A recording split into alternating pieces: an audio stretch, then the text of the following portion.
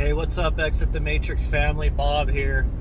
Hey guys, I work pretty early in the mornings and it's still dark out when I'm driving to work. I just felt like I should do a video on the way to work.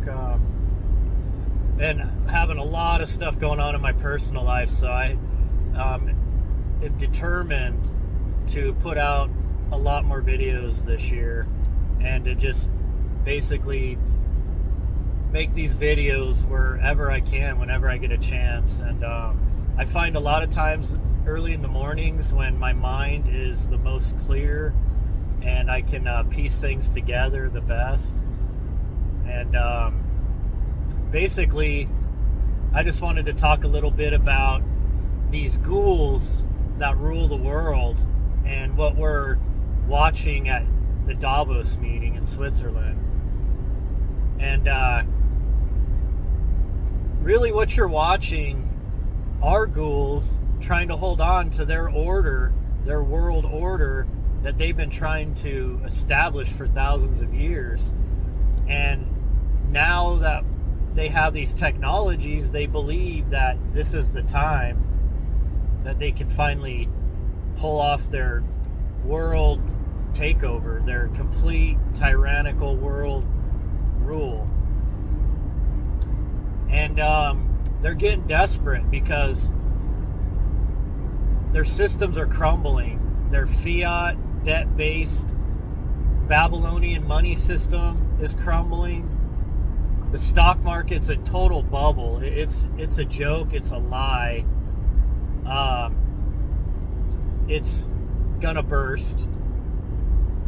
Everything that these people build is built on lies and deception. And eventually the light shines on the darkness and they lose their power over us. So you're watching desperate losers. Basically what you're watching. These people, many of them ascribe to the occultic mysteries of the past, of the Hermetic teachings and such. A lot of these people, they understand the true nature of this world, and they truly understand what we are, and they've been manipulating us, using our own powers against us for thousands of years. They created religions to keep us in check, to keep us, good little workers that were afraid that our souls were going to burn in hell if we didn't obey these laws in a book, these commandments in a book. The creator of all never wrote any of these religious texts. It was just mankind's attempt at conceptualizing God, the creator of all. But and it was meant good, to be honest. So originally, these texts, you find a lot of truth and beauty in all these ancient religions. And the problem is that these people get their claws into these religions, into these systems, and they degenerate it. They manipulate it. They turn it into something of control and darkness instead of as a tool to enlighten humankind to what we are, to merge science and spiritualism, because that's where we're going. These scientists that are working on quantum physics and all these super advanced technologies we have right now, it's all starting to move towards the proof that we are energetic beings, that we are conscious energy, and that basically what we would consider God is the all. We're all connected through the quantum field. There is no separation from God. That's a lie of the religions. If you notice, most of the religions, it's a carrot and stick tactic. It's like, oh, you'll go to heaven and you'll be with the Creator, with God, as long as you do this, this, and that. And you believe in this, this, and that. Oh, and they love nothing more than tithing and all that. I mean, what people have got to understand is that the ruling class are also the priest class. They're all just different frontmen of the same system. And I catch so much flack from religious people. And I get it, man. You've grown up your whole life being told that the ultimate truth is in a book. And that book's been manipulated by man, which is funny because literally, like in the Bible, it says, like, let no man change these words and this and that, you know. It's been changed. Come on, people. It's been changed. It's been manipulated. Literally, the Roman government was involved in creating, at least at the time, what was the first compiled Bible. And they had rabbis from the Judean faith working with them. I mean, people, it don't matter, Muslim, Christian, Jew. It's the same system. It's just tailored for different cultures and people. That's it. I mean, you look at Islam, it's a very bondage-based religion. Christianity does it a lot easier on people, but they still use fear tactics. They're just not as harsh as Islam. And the Judeans, I mean, they're worshiping an Anunnaki, a being that came from the realm we actually come from, where we're natives to, the spirit realm, or the energetic, conscious energy realm, whatever you want to call it. And they came here, they didn't come here through woman, through the proper portal. They came directly to the earth, and they manipulated it. And they were, masquerading as gods. Well, one of those beings was who you would call the God of the Old Testament. And that's why there's a schizophrenic difference between the God of the Old Testament and the Father that Yeshua taught about. Now, Yeshua was actually teaching about the real creator of all, the source energy. He was trying to put it into words that simple-minded people that were uneducated, that most, like 99% of people back then couldn't even read or write.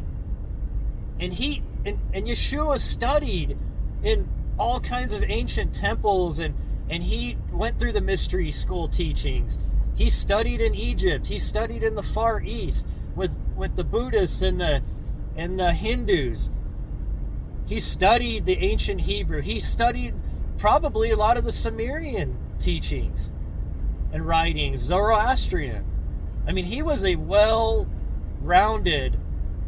master. And yes, he could heal. He could do amazing things. But these ghouls, they put their claws in his work, and they manipulated it into something that, instead of being beautiful, an enlightenment teaching to humankind, it was turned into just another control system. The priest class has always been one of the wings of the you could call it the world order. Think about tithing. God don't need no money. The Creator does not need your money. He doesn't need 10% of your income. The priest class does, though. You know why? Because they don't work. They don't. They collect your money that you pay when you go to church and temples and synagogues, and they live a lot better than you do, most of them. Trust me, I got a lot. My job I have a lot, of interaction with these types. And trust me, the area I live in, their houses are the nicest. They got the nicest cars. They don't want for nothing.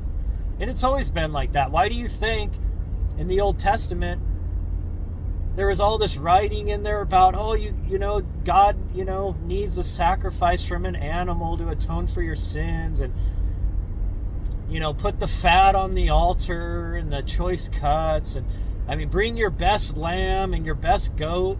That was because the priests were manipulating people literally to feed them. They were eating better than the peasants or the common class.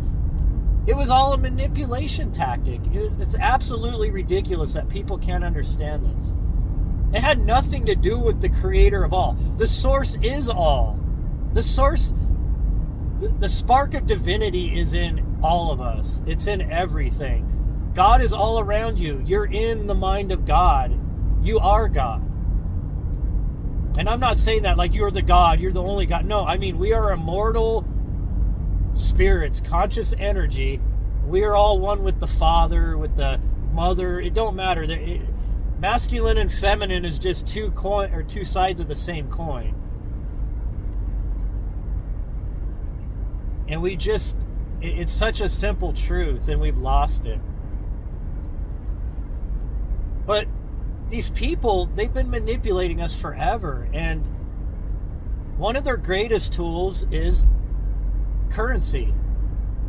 They figured out how to further drain humanity's energy through our work, through our labor. They drain us on every spectrum you can think of. But debt-based money is nothing but smoke and mirrors. They've built an empire and a world system on nothing. Oh, sure, you can buy real money like gold and silver, real assets, oil and wood and such, that things you actually build this world with, metals, with this smoke and mirror money. But that's only because people believe in it. It's like it's believing in a fairy tale that your dollar bill is worth something. And I understand it's the world we live in. You got to survive, right? I get paid in dollars. I pay for everything in dollars. I get it. I wish I could buy more silver. I wish I could afford gold. But that's real money, which is funny to note that they've been holding down the price of silver for 60 years or more. The price of silver, if it was in correlation with the price of gold, it should be up around what I've heard many estimate at least $700 an ounce for silver. Silver is literally used in every major electronic device you have. But yet it's still only tracking around, between $20 and $40 an ounce, which is absolutely ridiculous. It's been there for decades and decades. There's manipulation there, and there's a reason for that, because they're hoarding the real money. They're hoarding the gold, they're hoarding the silver, they're hoarding the real assets, land, because they're using smoke and mirrors to grab up control of all of the world's assets. But thank God some people are finally starting to wake up to this, and they're starting to see these people for what they are, flying into Davos on their personal jets, and then lecturing you about your gas car or your gas oven or your gas mower. These people are liars. They're grifters. They're psychopaths. The rulers of the world have always been psychopaths. And they write history. So they gloss over what psychopaths they are. When you read stories of like kings of the past and all that, and emperors, a lot of times they're made out to be heroes. That they were a just king, and they were King James. I'm not even going to go there right now, but these guys have always been tyrants. Always. There has hardly ever been a truly just, honorable, spiritual leader, king, emperor, ever on this earth. Because there's a certain something with psychopaths that drives them to want to control others, to have power over others. They just can't stand to leave people alone because they're so spiritually empty because they're so pathetic and hateful that their only joy in life is taking from others and controlling others and torturing others. That's it. And they rise to power because they're a criminal network. They all work together. Everybody, I've heard people say there's no way there could be a worldwide, new world order, and this is all global conspiracy, because you can't get that many people to lie and to hide stuff and to work together. You don't understand. These people, they're psychopaths. They don't care about humanity. They don't care about destroying this earth. They don't care who they kill, maim. They don't care about war or who dies in wars. To them, it's all a grand chessboard. It's all a game. They enjoy it. Don't you understand that? They enjoy sucking up that energy. They enjoy torturing us, lying to us. And they work together. But the funny thing is, psychopaths, they'll work with other psychopaths to get their ends met. But trust me, they'll put knives at each other's throats too if they have to, because these people are just that way. That is their nature. And I don't know, are they leftover Nephilim? Is it a bloodline thing? Are they spirits that don't come here the proper way and they take over bodies like demons or something, or the archons? I don't know. I don't know what these people are. Are they reptilians? Are they aliens? I don't know. I really don't know. I've gone down every path you can think of. But I can tell you one thing. You can tell them by their fruits. You can tell who these people are. They're disgusting. They're ugly. They're decrepit. They're hateful. They're just, all they want is power and control, and that's it. And it don't matter if it's through religion, through government, through banking. And nowadays, I mean, look at one of the major controllers of this world that they're using as their spearhead is technology and corporations. Now you got the corporations taking away your constitutional rights. You got corporations dictating what's moral and not moral. You got corporations telling you what you should believe and shouldn't believe. They don't just make products anymore and sell it to you. No, they're absolutely, they don't care if you buy their product anymore. They're just psychopaths running companies, working hand in hand with the psychopaths that run religions, with the psychopaths that run governments, with the psychopaths that run the banking. And they all work together. That's it. And people got to wake up, because like it's been said before, they're the few and we are the many. And we are sparks of divinity. We are immortal, conscious energy beings.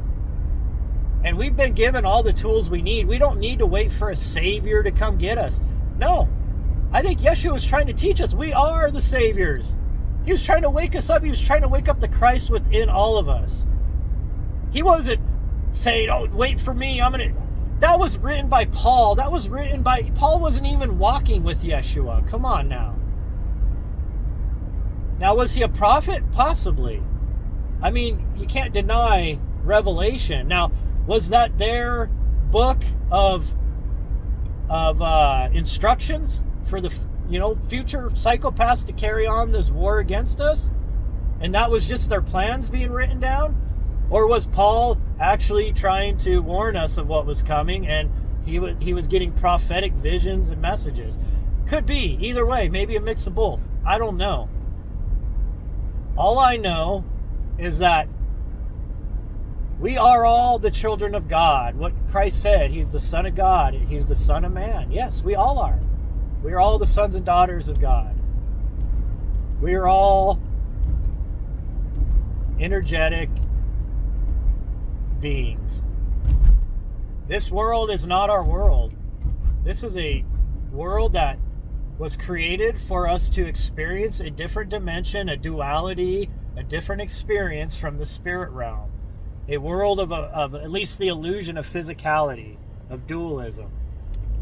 It was probably meant to be a classroom, a sort of sandbox, where we come to learn We come to expand our spirits, to ascend to higher levels of spirituality, to build our spiritual self so that we could be co-creators with the creator of all, perhaps on other worlds or dimensions.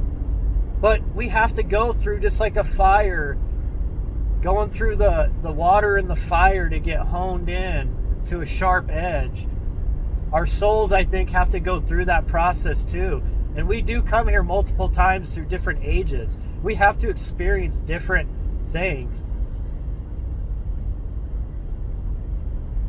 But that's how you move forward to the point where you can be a creator of universes and all that, because the source is always expanding. His creation is always expanding. And he created us to work with him to continue to expand his creation. Even on Earth we have creative abilities, but it's just limited to this realm. And it's limited to our human avatar's abilities. At least we believe that. Perhaps you can, your spirit can work outside of your avatar, but that's another talk for another day. So, anyways, guys, I'm almost to work, and I didn't mention it, but I went over a mountain that was like super icy and snowy right now. So there was a little while there where I was going about 10 miles an hour, but kind of a wild ride. But I didn't let that skip a beat for me. So, anyways, I appreciate you guys, and you guys have a great day.